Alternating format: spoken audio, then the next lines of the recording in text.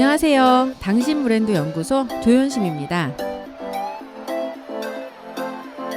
브랜드 하지만 도대체 어쩌라는 건지 모르시겠죠? 퍼스널 브랜드에 대한 모든 고민, 당신 브랜드 연구소가 함께합니다.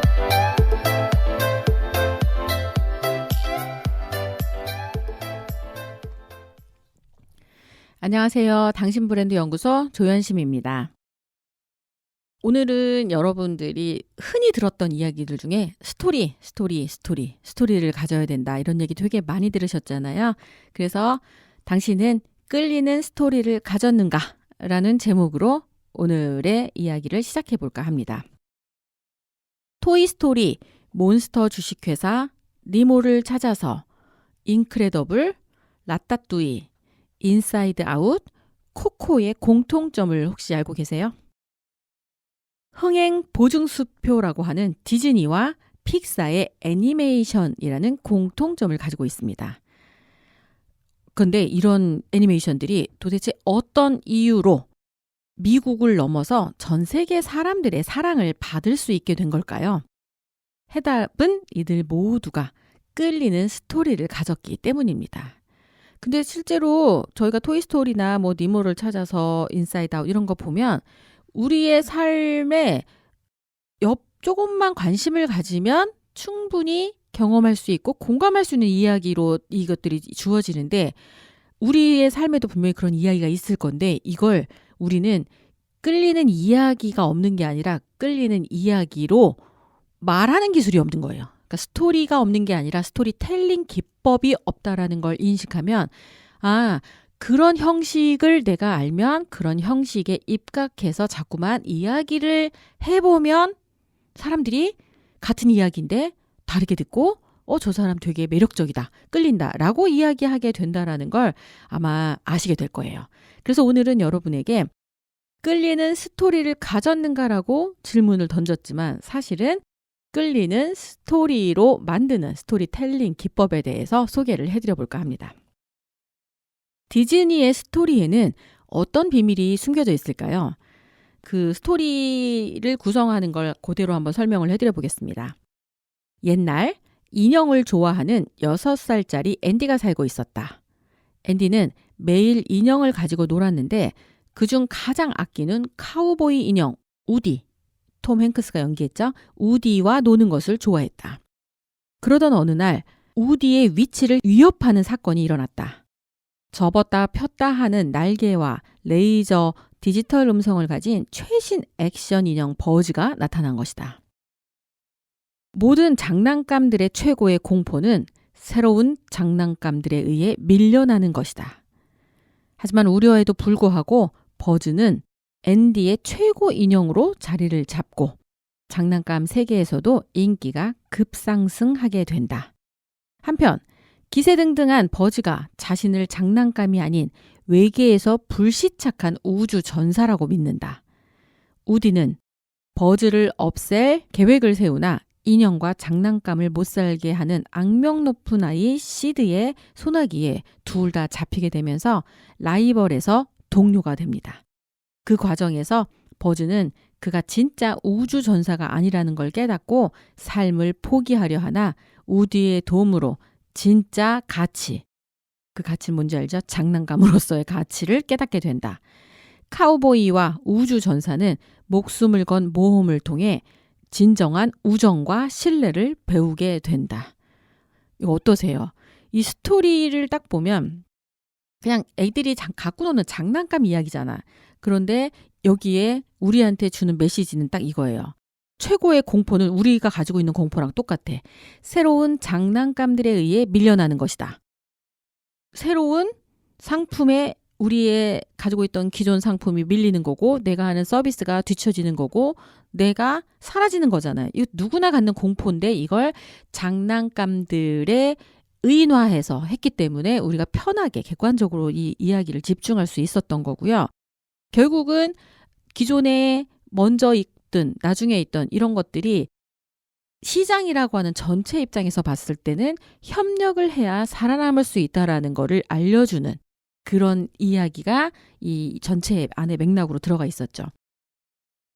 사랑받는 픽사 스토리의 근간을 이루는 스토리텔링 기법이 존재하는 거 알고 계시죠? 형식이 있습니다. 어떤 형식이냐면 어느 옛날 뭐뭐가 있었다. 이런 식으로 소개를 시작해요. 그쵸? 아까 옛날 인형을 좋아하는 6살짜리 앤디가 살고 있었다. 이렇게 매일 반복적인 뭐뭐를 했다. 반복적인 일상을 소개해요. 매일 인형을 가지고 놀았는데 그중 가장 아끼는 뭐가 있었다. 이렇게 그죠? 그러던 어느 날 사건이 시작합니다. 우디의 위치를 협박하는 새로운 인형이 나온 거죠. 그래서 그 사건에 의한 사건이 만들어져요. 장난감 세계에서 엎치락뒤치락 하면서 판도가 그런 사건이 계속 생겨요. 결국 그 사건에 의해서 둘 다 없어질 뻔했는데 결국은 둘의 지혜로 그 위기를 극복하고 다시 장난감으로서의 본인의 위상을 찾았다라고 하는 결말까지가 이어집니다. 결국 이 스토리텔링의 기법은 옛날 뭐뭐가 있었다. 매일 반복적인 일상 뭘 했다. 그러던 어느 날 사건이 시작됐고 그래서 그 사건에 의한 사건이 어떻게 됐다. 결국 결말로 어떻게 됐다. 요 스토리의 근간에 의해서 모든 픽사 스토리가 만들어집니다.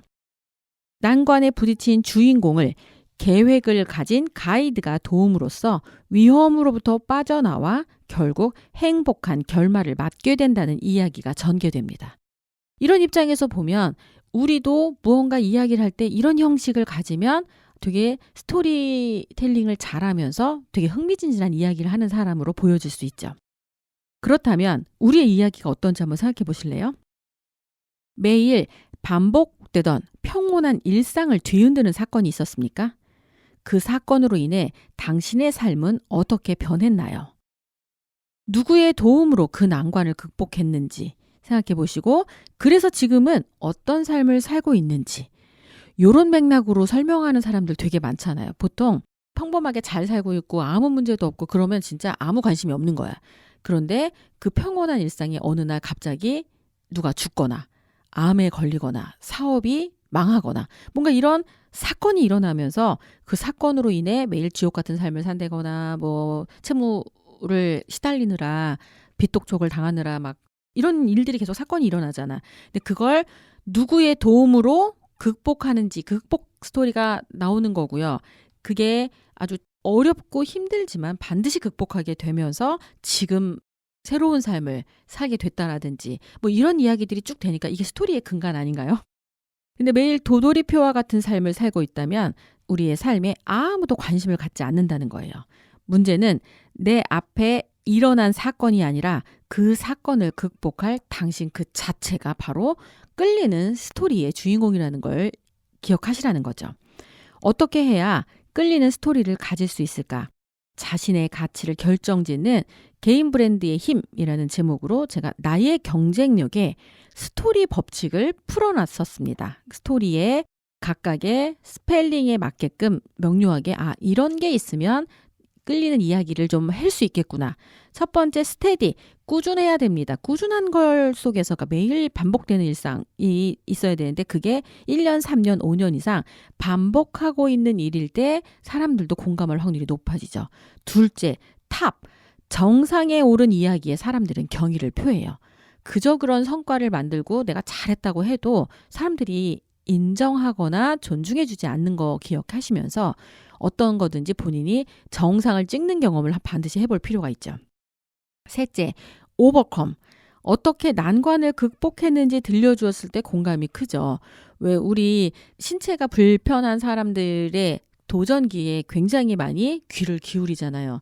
그리고 어려움도 그냥 보통 어려움이 아니라 완전 노숙자로 전락했다가 다시 어떤 실마리를 잡아서 성장하고 성공한 이야기에 귀를 기울이잖아요. 그러니까 지금 나한테 터진 문제에 집중하지 말고 그 문제의 크기가 크면 이걸 극복했을 때 들려줄 이야기가 훨씬 더 많다라고 생각을 하면서 네 번째 리얼. 다른 사람의 이야기가 아닌 당신 자신의 이야기를 들려줄 수 있어야 돼요. 대부분 다른 사람이 이랬더라를 그리고 드라마나 TV 아침 뭐 이런 그 프로그램에 나왔던 이야기 소재를 가지고 내 이야기인 것처럼 하는 사람이 있잖아요. 그런 이야기만 가지고는 자신이 굉장히 끌리는 스토리를 가졌다고 볼 수는 없습니다. 마지막, yes. 그러니까 내가 이렇게 해서 극복했으니까 당신도 할 수 있습니다. 그러니까 해보세요. 결국 이 스토리에 스테디, 탑, 오버컴, 리얼, 그리고 yes 이런 맥락으로 이야기를 하면 당신의 이야기에도 집중하는 어떤 끌리는 스토리가 있다라고 볼 수 있을 거고요. 이걸 조금 더 쉽게 이야기하는 거, 저희가 늘 픽사 스토리로만 얘기할 수 있는 건 아니고 우리한테 그렇게 시간이 많지 않음에도 우리는 무언가를 계속 해야 되잖아. 홈페이지에도 우리의 스토리를 이야기해야 되고 짧게 자기소개 문장에도 이야기를 해야 되고 그럴 때 요 스토리 순서로 가면 돼요. 우리의 이야기를 먼저 해요. 일상에 많은 사람들이 공감할 수 있는 이야기로 시작합니다. 문제가 터지거나 어디가 아프거나 뭐 발이 아치가 무너졌다거나 이런 우리가 누구나 공감할 수 있고 집중할 수 있는 이야기로 시작합니다. 그래서 우리의 이야기에서 나의 이야기로 해. 그래서 나도 그런 문제를 가지고 있었는데 그걸 이렇게 극복했다. 이렇게 치료제를 만들었고 이렇게 이 문제를 해결할 기구를 발견했다. 나의 이야기잖아. 그래서 지금 이걸 활용하면 여러분도 그렇게 삶이 바뀔 수 있다. 이 맥락으로 이야기를 하면 최고의 마케팅이 가능한 그런 스토리텔링이 될 수 있다라고 여러분에게 소개를 해드리고 싶네요. 문제는 결국 풀립니다. 지금 당신이 겪고 있는 난관은 시간이 지나면 당신을 매력적인 스토리의 주인공으로 만들 소재가 될 거예요. 그러니까 힘들지만 극복하는 과정을 생각해 보시고 극복 후에 여러분이 어떤 삶을 살 것인지를 조금 더 기대하면서 그에 필요한 무언가를 도전하는 하루하루가 되신다면 아마 머지않아 이 이야기를 이 스토리 배경으로 해서 찬란하게 여러분의 재밌는 이야기로 많은 사람들에게 공감을 주는 스토리텔러가 되지 않을까 이런 생각을 해봅니다. 오늘도 여러분 스토리의 주인공인 여러분의 삶을 응원합니다. 당신 브랜드 연구소는 퍼스널 브랜딩 그룹 MU, 생각표현연구소, 셀링포인트 연구소, 브랜드 컨셉 디자인이 함께합니다.